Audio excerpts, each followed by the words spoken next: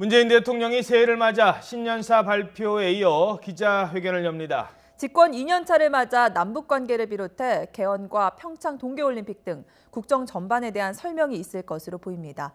취재기자 연결합니다. 김도원 기자.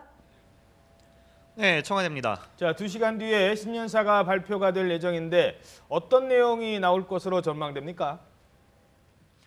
네, 말씀하신 대로 오전 10시에 문재인 대통령이 청와대 영빈관에서 신년사를 발표합니다. 20분 정도의 분량으로 알려졌는데 지난해 정기국회 시정연설의 절반 정도입니다.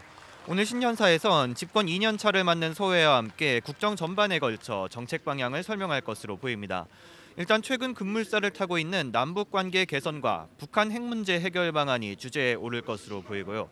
또 한일 위안부 합의 후속 조치 등 주변 국가와의 외교 안보 현안도 다뤄질 전망입니다. 또 실질적인 삶의 질 개선을 올해의 국정 목표로 선언한 만큼 일자리 창출과 양극화 해소, 혁신 성장 방안 등에 대해서도 언급이 있을 것으로 보입니다.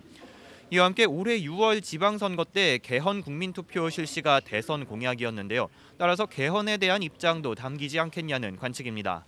다음 달에 열리는 평창 동계올림픽의 성공적인 개최를 위한 구상도 밝힐 것으로 보입니다. 네, 내외신 기자회견이 곧바로 이어질 텐데 문 대통령이 직접 질문할 기자를 지목한다고요? 네, 문 대통령이 1시간 동안 기자들의 질문에 직접 답변할 예정입니다. 내외신 기자를 통틀어 200여 명이 참석을 신청했습니다. 문 대통령 주재로 청와대에서 열리는 공식 기자회견은 지난해 8월 취임 100일 기자회견에 이어 이번이 두 번째인데요. 지난 기자회견과 마찬가지로 정해진 질문과 답변 없이 자유롭게 진행됩니다. 다만 특정 분야에 쏠리지 않도록 맨 먼저 경제, 이어서 정치 외교, 마지막으로 사회 문화 분야 순서로 질문을 받기로 했습니다. 또 이번 기자회견에선 문 대통령이 직접 질문할 기자를 지명하기로 했습니다.